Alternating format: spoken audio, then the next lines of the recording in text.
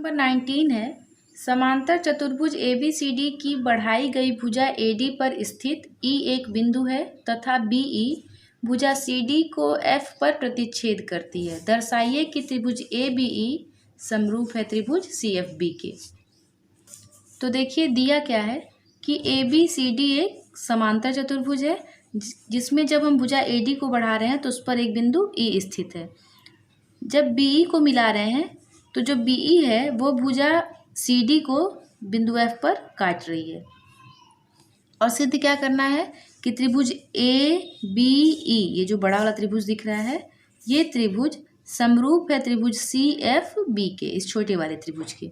तो उसके लिए अगर हमको समरूपता की कोई कंडीशन मिल जाती है तो हम लोग कह सकते हैं कि दोनों त्रिभुज समरूप हैं। तो देखिए इसमें अगर देखा जाए त्रिभुज AEB में और CBF में, तो हम इस बड़े वाले त्रिभुज ABE में ये वाला कोण और छोटे वाले त्रिभुज CBF में ये वाला कोण बराबर लिख सकते हैं।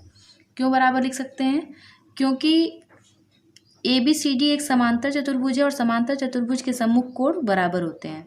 तो जब सम्मुख कोण बराबर होते हैं तो त्रिभुज ABE में ये वाला कोण और त्रिभुज CBF में ये वाला कोण आपस में क्या होगा? बराबर। मतलब एक कोण दोनों त्रिभुजों में बराबर मिल गया। अब एक कोण और अगर मिल जाए तो एंगल एंगल समरूपता हम लोग लगा सकते हैं।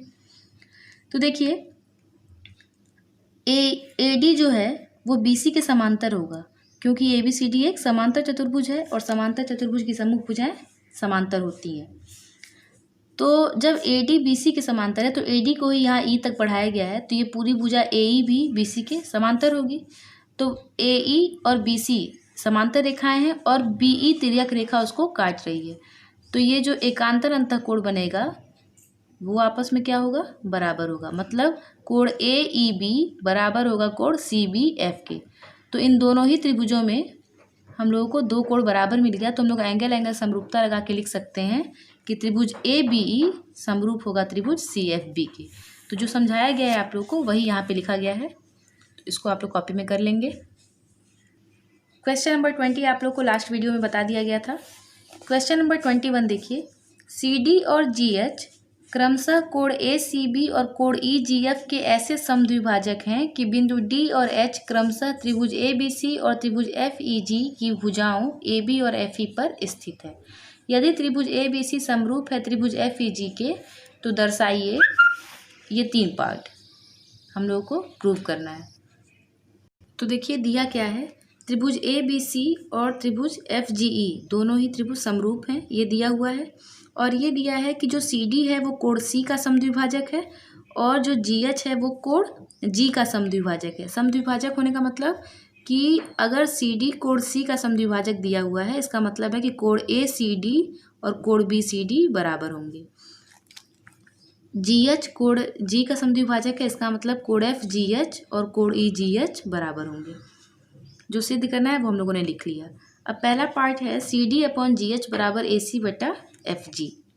तो देखिए जो पहला पार्ट सिद्ध करना है, CD अपॉन GH बराबर AC अपॉन FG, अगर ये सिद्ध करना है तो इसके लिए अगर हम लोग त्रिभुज ACD और FGH को समरूप दिखा दें तो हम लोग उनकी संगत भुजाओं का अनुपात बराबर लिख सकते हैं।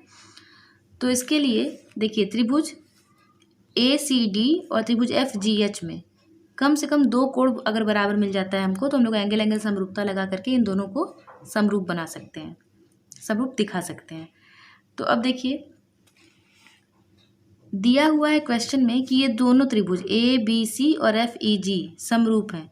तो जब दोनों त्रिभुज समरूप हैं तो इनके जो संगत कोण होंगे वो बराबर होंगे। मतलब कोण A होगा कोण F के बराबर, कोण B होगा कोण E के बराबर और कोण C होगा कोण G के बराबर। तो हम लोग लिख लेते हैं कोण A बराबर कोण F।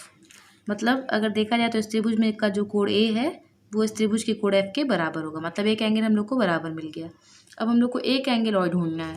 तो देखिए यहाँ पे कोण C बराबर कोण G भी होगा इसकी वजह से। तो कोण C अगर कोण G के बराबर है तो इसका आधा भी, दोनों का अगर आधा करें तो वो भी आपस में बराबर होगा। मतलब half angle C is equal to half angle G होगा। अब कोण C के आधे को अगर हम चाहें तो हमको इसी त्रिभुज में चाहिए, तो कोण C के आधे को हम लोग लिख सकते हैं कोण ACD और इस त्रिभुज में कोण G के आधे को हम लोग लिख सकते हैं कोण FGH।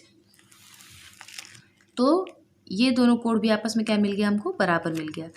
तो इन दोनों त्रिभुजों में हम लोगों को एक कोण मिल गया कोण ए बराबर कोण एफ, और एक मिल गया कोण ए सी डी बराबर कोण F G H.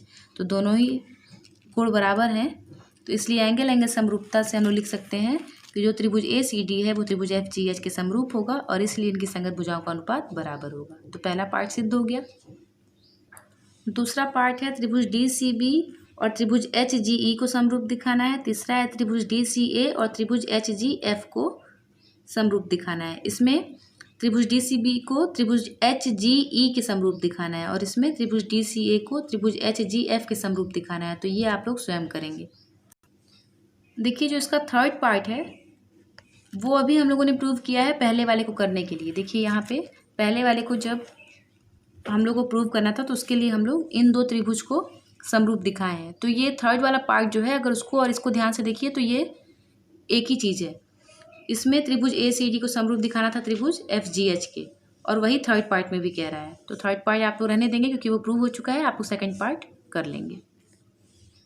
Question number 22 है, आकृति में ए बी बराबर ए सी वाले एक समद्विबाहु त्रिभुज ए बी सी की बढ़ाई गई भुजा सी बी पर स्थित ई एक बिंदु है। यदि ए डी लंब बी सी और ई एफ लंब बी सी है तो सिद्ध कीजिए कि त्रिभुज ए बी डी समरूप होगा त्रिभुज ई सी, या ई नहीं होगा, एफ होगा, ई सी एफ। तो यहाँ त्रिभुज ई सी एफ कर लीजिएगा। अब देखिए दिया क्या है, एक त्रिभुज ए बी सी है जिसमें ए बी और ए सी बराबर है। देखिए, जब ये दोनों ए बी और ए सी भुजा बराबर है तो बराबर भुजाओं का सम्मुख कोण भी बराबर होगा, मतलब कोण बी बराबर मिलेगा कोण सी, ये मिल जाएगा। अब देखिए त्रिभुज ए बी डी और ई सी एफ को समरूप दिखाना है, तो आप लोग को दोनों ही त्रिभुजों में एक कोण बराबर मिल गया। त्रिभुज ए बी डी का जो कोण बी है वो त्रिभुज कोण ई सी एफ के कोण सी के बराबर है, एक कोण बराबर मिल गया। दूसरी चीज़, त्रिभुज ए बी डी में कोण डी 90 अंश है और त्रिभुज ई सी एफ में कोण एफ 90 अंश है, तो एक कोण और बराबर मिल गया। तो एंगल समरूपता से ये दोनों त्रिभुज समरूप हो जाएंगे। तो इसको आप लोग स्वयं हल कर लेंगे। अब देखिए क्वेश्चन नंबर 23, एक त्रिभुज ए बी सी की भुजाएं ए बी और बी सी तथा माध्यिका ए डी एक अन्य त्रिभुज पी क्यू आर की क्रमशः भुजाओं पी क्यू और क्यू आर तथा माध्यिका पी एम के समानुपाती हैं। दर्शाइए कि त्रिभुज ए बी सी समरूप है त्रिभुज पी क्यू आर के। अब देखिए दिया क्या है कि इसकी जो भुजा ए बी, बी सी और ए डी, इस त्रिभुज की भुजा पी क्यू, क्यू आर और पी एम के समानुपाती हैं। मतलब A B upon P Q बराबर है B C upon Q R बराबर A D upon P M, ये दिया है और ये सिद्ध करना है। तो देखिए ये आप लोगों के बुक में एग्जाम्पल नंबर 10 है,